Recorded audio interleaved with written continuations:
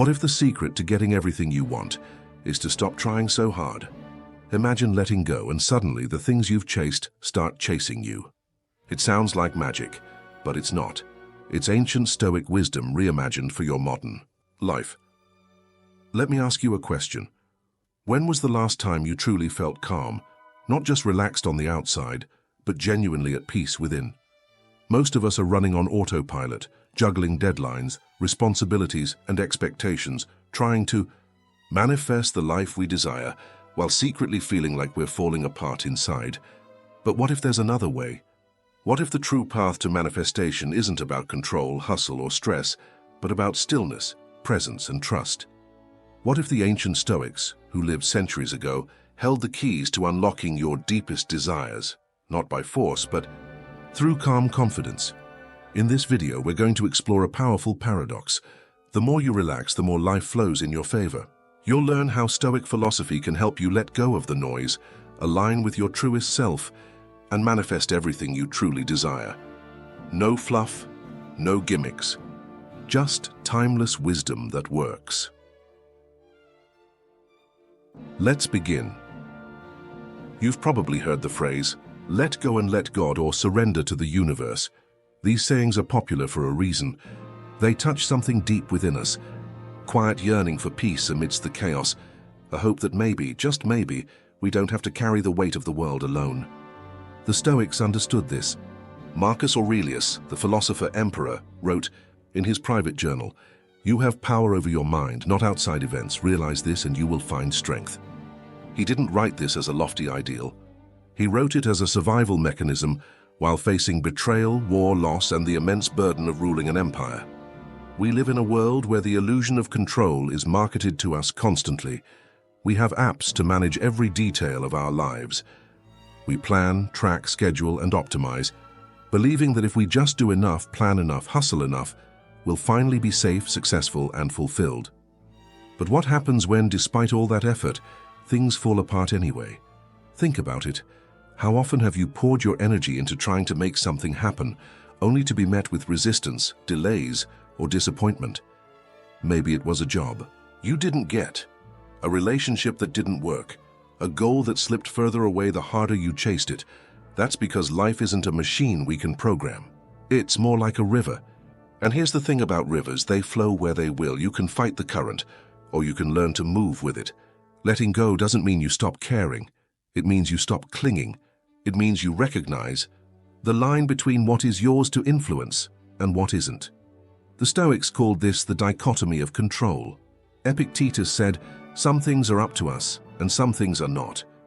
When you grasp this, everything changes. You stop wasting energy on the uncontrollable. You redirect that energy inward, to your character, your choices, your perspective. That's where true power lives. Let me tell you a story. There was a woman named Alina who worked tirelessly to build her dream business. She burned the candle. At both ends, controlled every detail, micromanaged every team member. At first, it paid off. Her startup grew. Investors noticed. Success seemed within reach. But then, the market shifted. Sales dipped. Her team burned out. Alina, exhausted and anxious, tried to push even harder. That's when she got sick. Her body shut down. And lying in that hospital bed, she finally realized all her effort, all her control had only taken her so far. She couldn't force the outcome. During recovery, she started reading Stoic philosophy. She began asking herself daily, what part of this situation is mine to own, and what part must I let go? Slowly, she rebuilt her business, this time with trust, with delegation, with space. And the result? A healthier company, a healthier life. Letting go is an act of courage. It requires trust. Trust in life, trust in timing, and most of all, trust in yourself. Not the self who needs to manipulate every detail, but the self who is calm, wise, and capable of responding well, no matter what happens. So if you're clinging today to an outcome, to a person, to a plan, ask yourself, what is this costing me? Your peace, your sleep, your health. You don't have to abandon your dreams. You just have to stop chasing them with desperation. Like trying to hold water in a clenched fist, the tighter you squeeze, the less you have. But open your hand and suddenly you can receive. Relax, let go. And in doing so, you reclaim your energy, your clarity, your power. Now, if that sounds like a radical shift, don't worry. The next part will show you exactly how to take that release and transform it into focused, purposeful action. Because letting go doesn't mean doing nothing. It means making room for everything that truly matters. Let's explore how to do that, Stoic style. Now that we've let go of the illusion of control, the question arises, what next? If we're no longer forcing our way through life, then how do we create the life we desire? That's where Stoic manifestation begins, not from desperation but from alignment. In today's world, the term manifestation is often misunderstood.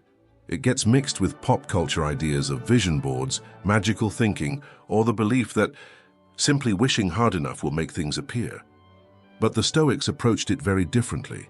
They didn't rely on luck, nor did they believe that the universe owed them anything. Instead, they focused on personal responsibility, clear vision, and intentional action.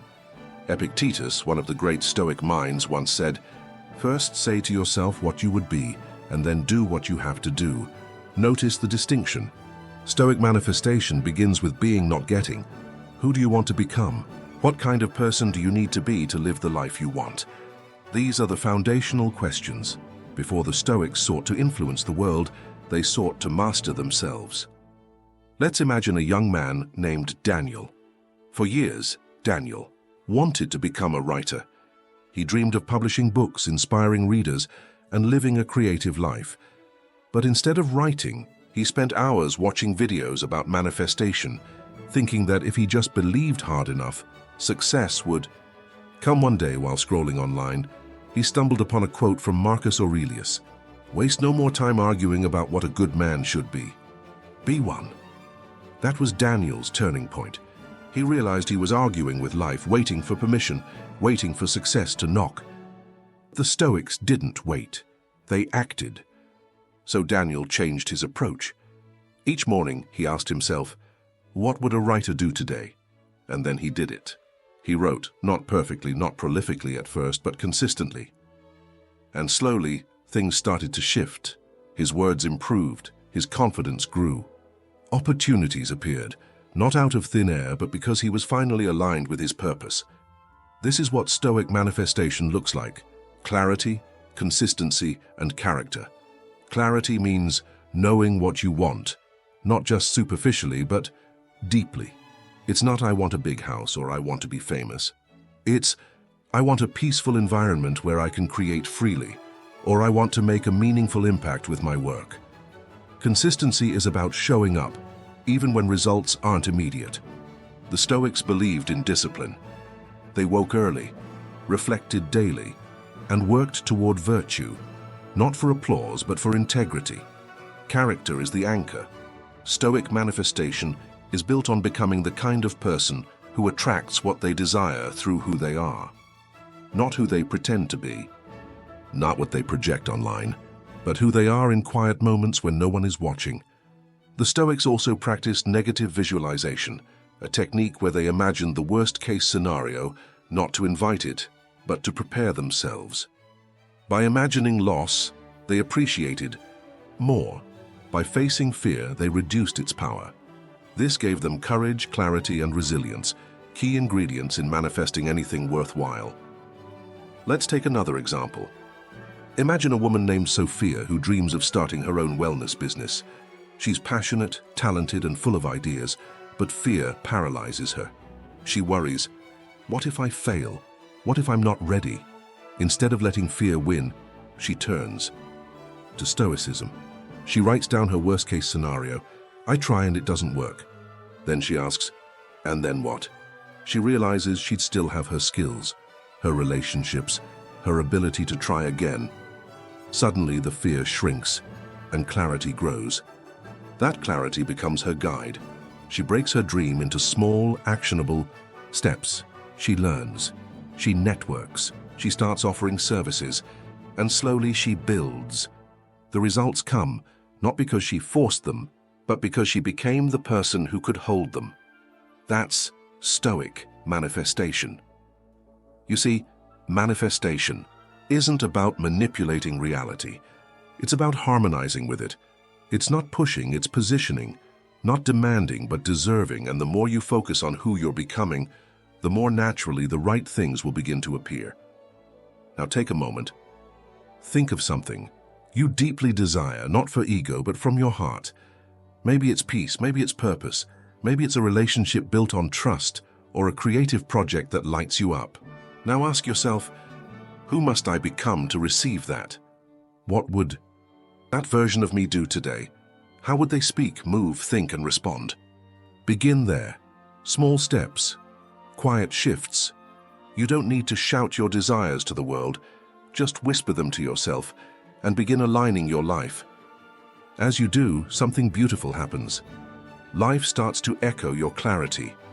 People, opportunities, ideas begin to surface because you're finally tuned in. Manifestation, Stoic style, isn't about chasing. It's about embodying. When you walk as though your dream is already unfolding, you create space for it to arrive. And as we continue, the next part will show you how to build simple daily habits that support this journey. Because becoming your best self doesn't happen in a single moment. It happens moment by moment, habit by habit. Let's discover how to turn this clarity into consistent action. So, now you understand that becoming the person who deserves what they desire is the core of Stoic manifestation. But how do you actually live that truth day to day? That's where habits come in. Our habits shape our identity. They are the quiet rituals that, over time, align our actions with our intentions. In Stoic philosophy, the path to excellence is paved with discipline. The great thinkers like Marcus Aurelius and Seneca didn't just write about virtue, they lived it daily through practices that trained their minds and hearts. These weren't massive, dramatic changes, small, consistent habits that rewired their responses to life. Let's break down some modern, practical habits inspired by the Stoics that will help you realign your mind, center your energy, and create the inner space for true manifestation to take root. Begin your day with inner clarity. Before you pick up your phone, before the noise of the world comes rushing in, take 5 minutes to sit with yourself. Breathe deeply. Reflect. Ask yourself, who do I want to be today? Not what do I want to get done, but what kind of energy do I want to embody? Calm, focused, present. You can even take a journal and write a single intention. Today I will face what comes with patience and strength. This anchors your day.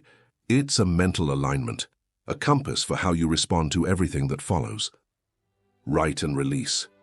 Throughout the day, stress accumulates. Doubts creep in. Fears whisper. The Stoics taught a technique similar to what we now call journaling. Epictetus recommended recording your thoughts, reviewing your actions, and clearing your mental clutter. Try this simple habit. At any point when you're overwhelmed, take out a piece of paper. Write down everything that's worrying you.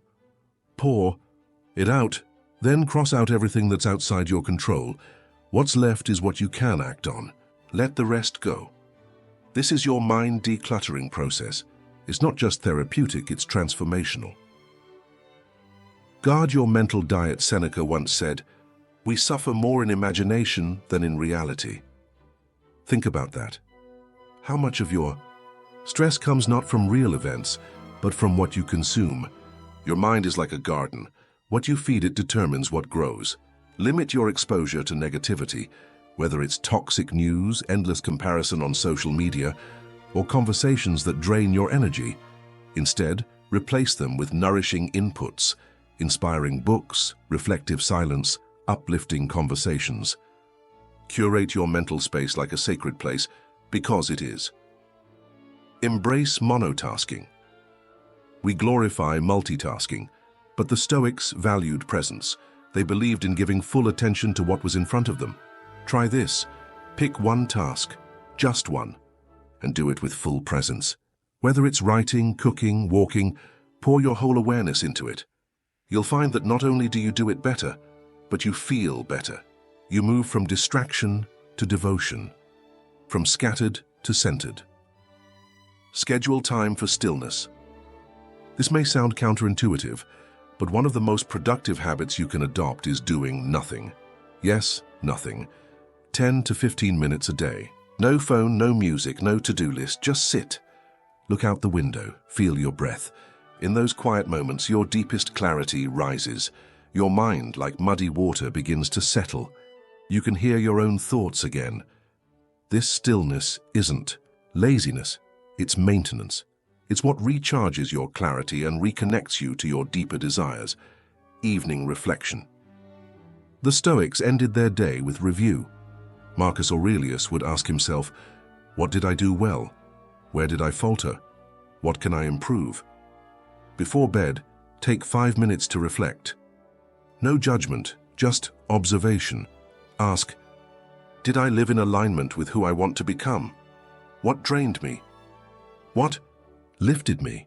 This builds self-awareness. It's how you course-correct daily, not monthly or yearly. Manifestation becomes not a goal, but a lifestyle. Practice gratitude. Intentionally. Gratitude is not just about being thankful. It's about shifting your attention. The Stoics knew that by focusing on what you have, you reduce your craving. For what you don't, each day write down 3 things you're truly grateful for, big or small. Then ask, how do these support the life I'm creating? Gratitude is a magnet. It keeps you grounded, present, and open to receive more. Because when you appreciate fully, life responds generously. Each of these habits might seem small on their own, but together, they become the foundation of a new way of living, one that mirrors Stoic values, honors your inner self, and clears a path for what you truly desire to manifest. You don't need to change everything overnight. Start with 1. Let it settle. Let it grow. From that growth, new clarity will emerge. In the next part, we'll explore how visualization, a technique often dismissed as fantasy, can become a powerful Stoic practice when rooted in calm and clarity. Let's see how your mind can become your greatest ally in creating the life you envision.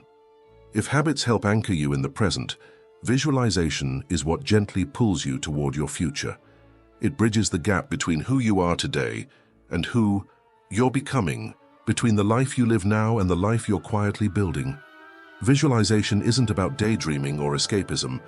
It's not about wishing things into existence while doing nothing. The Stoics would never encourage fantasy without foundation. Instead, they understood the power of focused imagination rooted in wisdom, intention, and aligned action. Let's begin with a story. Picture a young artist named Theo. Every morning before touching his brush, he sat in silence, visualizing the painting he wanted to create. Not just the colors or composition, but the emotion, the impact, the experience of bringing it to life. He didn't visualize to avoid painting. He did it to paint with greater purpose. That's what Stoic-style visualization is all about. Preparing the mind to act clearly, confidently, and creatively. Seneca once said, "Let us prepare our minds as if we'd come to the very end of life. Let us postpone nothing." This quote isn't meant to be morbid. It's a call to clarity, to see what matters most vividly and without delay. When you visualize something clearly, your brain begins to accept it as familiar. You tune your subconscious to spot opportunities, align with behaviors, and make decisions that support that future. It becomes less of a dream and more of a direction. Try this practice. Each morning or evening, take 5 quiet minutes. Close your eyes, breathe deeply. Now imagine your ideal day, not a perfect day, but a purposeful one. What does your environment look like? Who are you with? What kind of work are you doing? How do you feel? Focus on details. Smell the air, hear the sounds, feel the emotions. This is not fantasy, it's mental preparation. It's setting the tone for your life. Want to go deeper? Write it down in present tense. I wake up feeling rested and grounded. I move through my day with clarity and strength. I connect deeply with others. I create with purpose. I rest knowing I lived well. Over time, this kind of visualization conditions your nervous system. It calms anxiety, it sharpens focus, and most importantly, it reminds you of who you are. Becoming. Even Marcus Aurelius, ruling over one of the largest empires in history, used visualization. In his meditations, he rehearsed how he would respond to people's rudeness, obstacles, or setbacks. He visualized not so he could control outcomes, but so he could choose his reactions. That's power. So whether you're preparing for a presentation, a difficult conversation, or a long-term dream, visualization is your rehearsal space. It's your quiet room where self-doubt fades and self-trust grows. And no, this doesn't mean every vision will unfold exactly as imagined. But when life throws the unexpected your way, and it will, you'll be centered, you'll adapt. Because you've trained your mind to meet possibility, not panic. So go ahead, see it before you live it, and then live it with calm confidence. And, speaking of confidence, let's explore something many people forget in the journey of manifestation, the quiet power of trust. Because once you've visualized what you desire, you must also learn to release your grip and trust in what's coming next.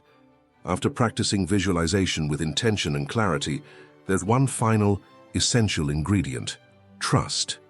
Trust is the soil in which the seeds of your intentions grow. Without it, even the most beautiful visions remain buried, choked by fear and impatience. We live in a fast-paced world where instant results are expected. If we don't see quick progress, we assume something is broken. We panic, we change course, we quit. But the Stoics remind us that nature has its rhythm, and true growth, lasting, meaningful transformation, takes time. Marcus Aurelius wrote, "Nature does not hurry, yet everything is accomplished." Let's break that down. What does it really mean to trust the process? It means doing your part with discipline and clarity, and then allowing time and life to do theirs. It means understanding that while you control your effort, you don't control the timeline. That's not easy, but it's necessary. Think of a gardener. She tills the soil, plants the seeds, waters them faithfully. She doesn't yank the sprouts to force them to grow faster. She waits, she trusts, and in that trust a miracle unfolds.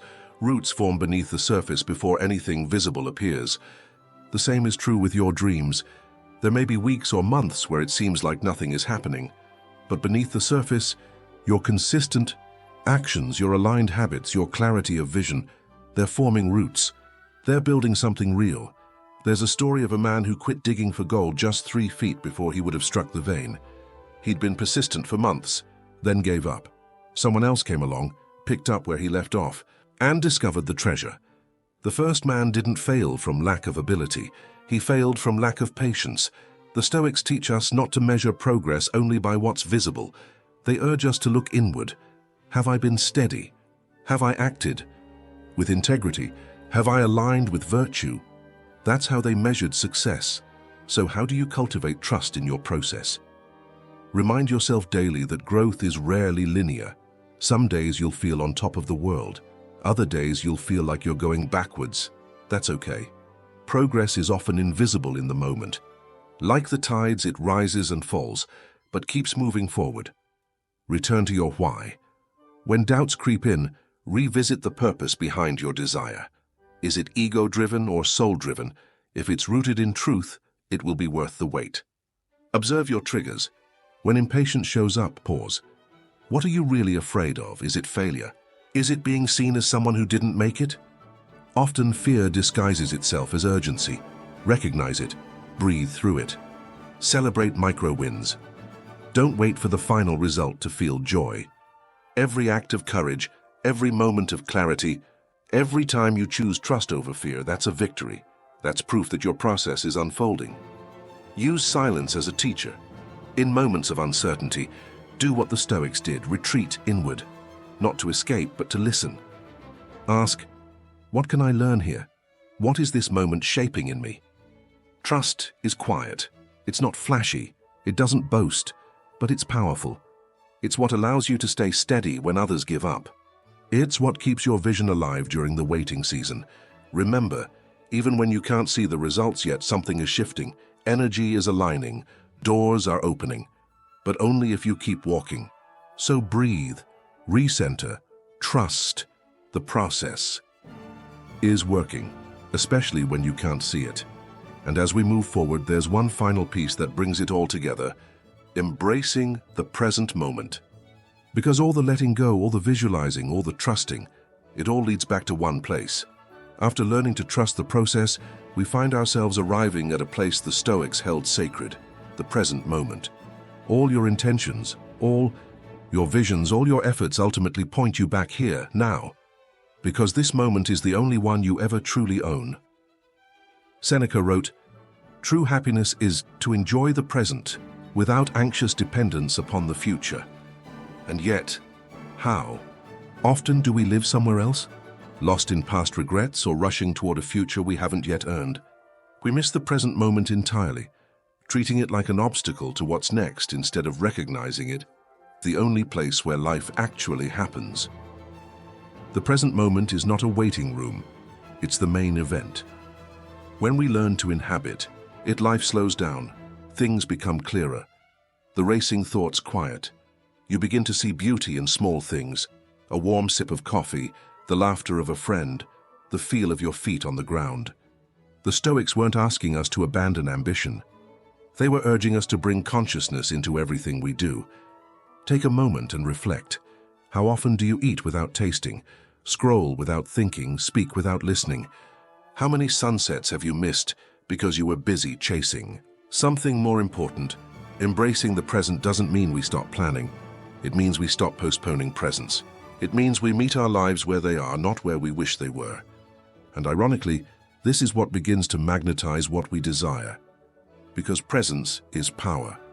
Presence radiates clarity, calm, and grounded energy. And people, ideas, and opportunities naturally gravitate toward that kind of steadiness. Let's look at an example. Elisha, a busy entrepreneur, had built a life full of achievements. But every time he hit a milestone, he immediately chased the next. He was always reaching forward, never feeling fulfilled. One day, during a routine walk, he decided to leave his phone at home. It was just 30 minutes. But something shifted. He noticed the breeze, the sound of leaves, his breath. And for the first time in months, he felt genuinely alive. That one moment became a daily ritual. And over time, he realized that the peace he'd been seeking wasn't at the top of the next hill. It was in the ground beneath his feet. The Stoics remind us, if you want to manifest a meaningful life, you can't just dream it. You have to live it, moment by moment, breath by breath. Here are a few simple ways to practice presence. Single task with intention. When you eat, just eat. When you talk, just listen. Give your full attention to whatever you're doing and watch how your experience deepens.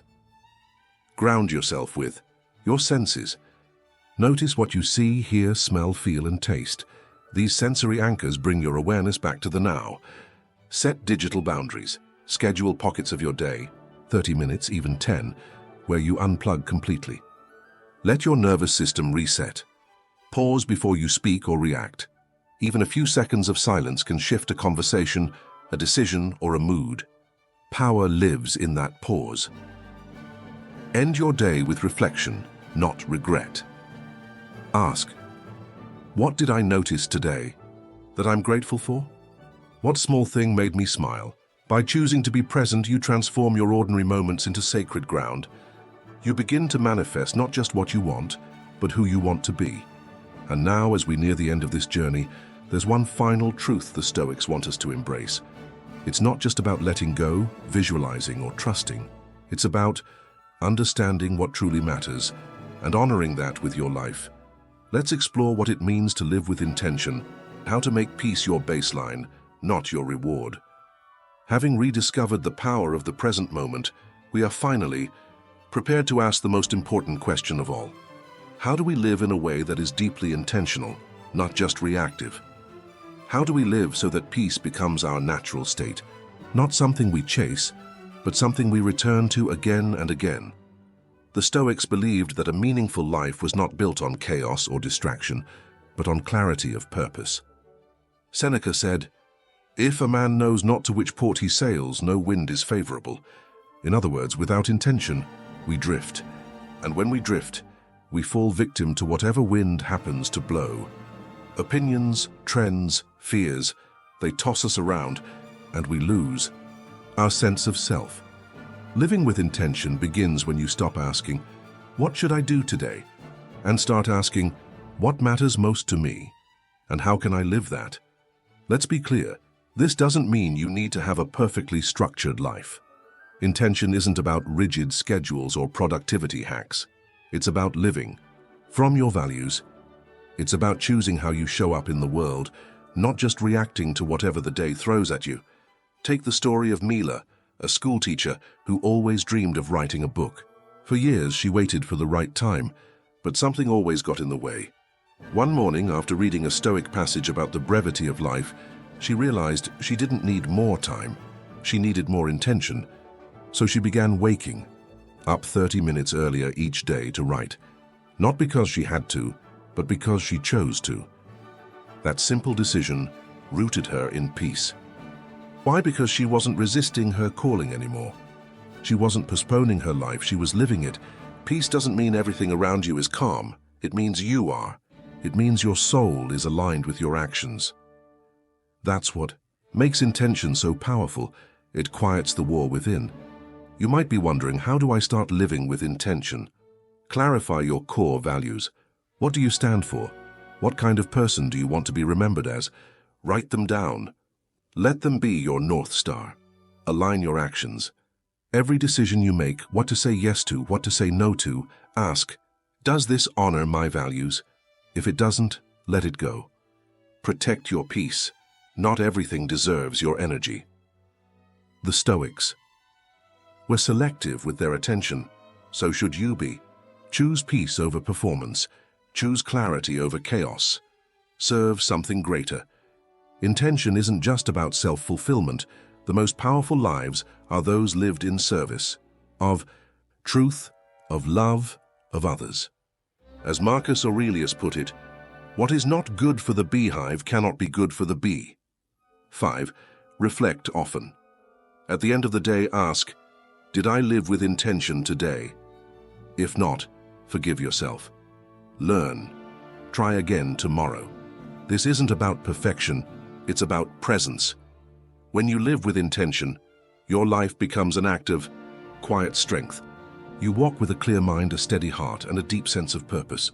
And even when storms come, as they always will, you remain rooted, unshaken, at peace. Because peace is not the absence of challenge, it's the presence of alignment. So ask yourself now, what is one small choice I can make today to honor who I truly am? Let that choice guide you, let it ground you. And as we conclude this journey, remember this: the most powerful manifestation is not about getting more, it's about becoming more. More intentional, more present, more you. Let's close with one final reflection on how to take everything you've learned and live it with simplicity, with depth, and with grace. In a world that constantly pulls us in every direction toward more achievement, more noise, more urgency, Stoicism calls us gently back to the center, back to who we are beneath the striving, back to a quiet place, where peace, presence, and purpose already live. The truth is, everything you need to create the life you desire is already within you. Not in some future version of yourself, not in the perfect routine or the right timing or someone else's approval. It's here, now, in your breath, in your choices, in your awareness. So if you take one thing from this journey, let it be this: you don't manifest by force, you don't manifest by begging, you manifest by aligning. When you let go of what you can't control, when you show up fully for what you can, and when you live each moment from a place of grounded intention, life begins to meet you there. You don't need to rush, you don't need to compare, you just need to return. Return to your center, return to your values, return to your peace, because when you live from that place, not only do you attract the life you desire, you become the person who can hold it with grace. Let this be your invitation to stop waiting, to stop chasing, to start becoming. Right here, right now, with calm, with courage, with clarity. Thank you for joining me on this journey. If this video helped you, share it with someone who needs it. Leave a comment below with one intention you're setting for your life today. I'd love to hear from you, and if you haven't yet, don't forget to subscribe to the channel for more insights rooted in Stoicism and modern wisdom, designed to help you live not just a productive life, but a meaningful one. Until next time, stay grounded, stay present, and always remember, your calm is your superpower.